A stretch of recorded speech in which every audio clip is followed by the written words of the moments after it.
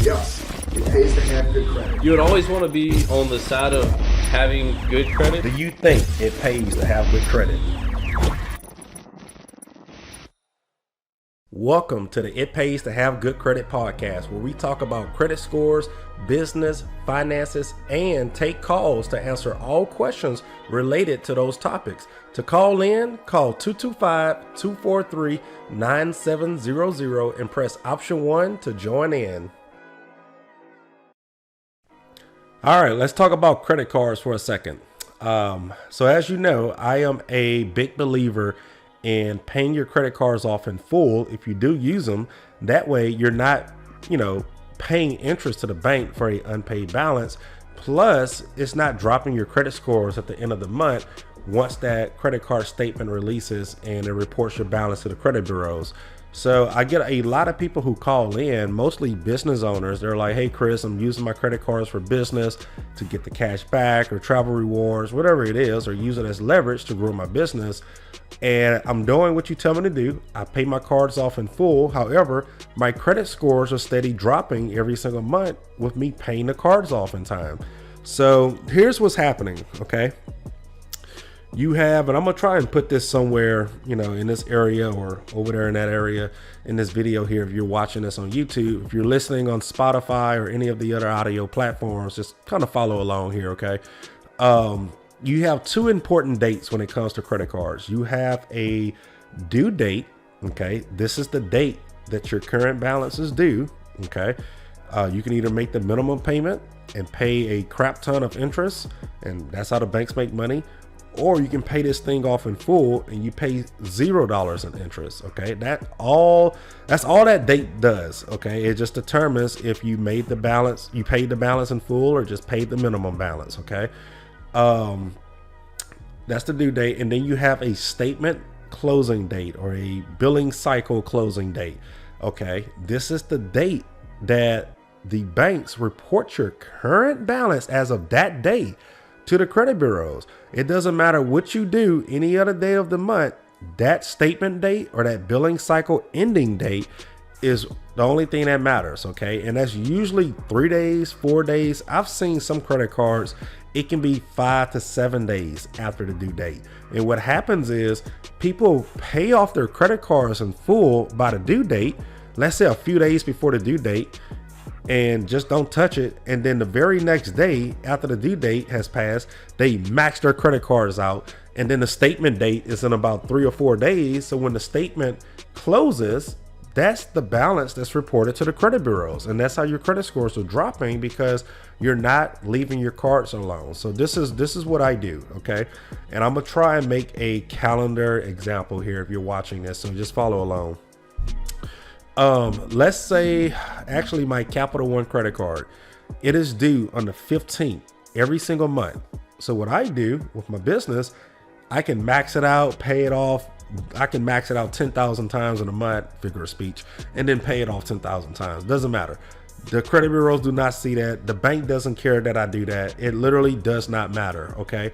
But let's just say it's due on the 15th, which it is. And I have $2,000 on this credit card, and today's the 12th, the 13th. So the 15th is in like 2 or 3 days, the due date. So I'm gonna go ahead and pay off this $2,000. Okay. So my card can be cleared for the due date. The balance has been paid in full, plenty enough days for that payment to process. Usually, it's an instant process thing, but some credit cards can take 2 or 3 days just to process a payment. Some are weird, but anyway, pay your card off a few days early so you don't have to worry about any billing issues. The due date is the 15th. Today's the 15th. I have a $0 balance on this credit card. I have used the credit and I am paying $0 in interest. It's literally 0% interest at this point.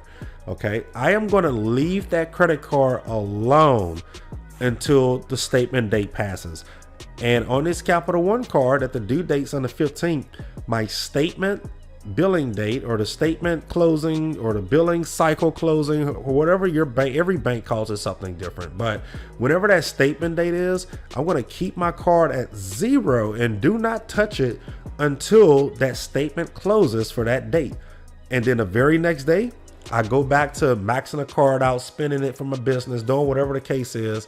and then I repeat. I use my credit card instead of using my cash so I can get the cash back points and rewards and things like that.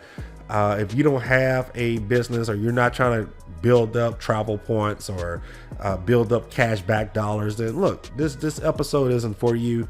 Stick to using your cash, being debt free and all that stuff. I mean, technically I'm in no debt because I'm not paying interest, and the money that I'm spending on my card, I have to spend it anyway for business expenses and things like that. And instead of using a business debit card that gives me no cash back and no rewards, I just use the money I would spend on that and just pay it right off the very next day on my credit card and get free dollars. So like I said, the reason your credit scores are still dropping, if you're paying off your credit cards in full, you're literally paying it off in full by the due date, which is good. You're not paying interest. That's a plus.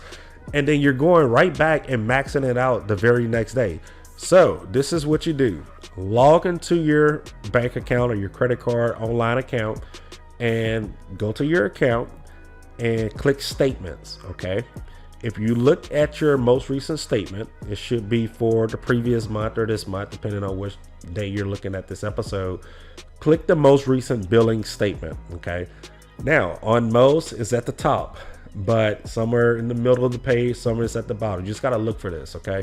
Look for the billing statement period or the billing cycle period. It's going to say something like from last month's date to whatever date it is in this month that the statement closes.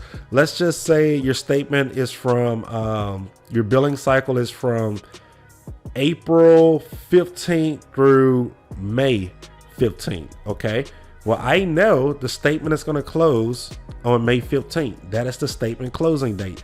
May 15th is the date that the bank is going to report to the credit bureaus. Okay. It goes by the last date of that billing cycle. That is your statement closing date every month.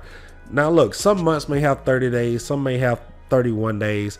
Sometimes your statement closing date can change a day. Usually for me with Capital One, mine is always the 18th, so I don't have to worry about that.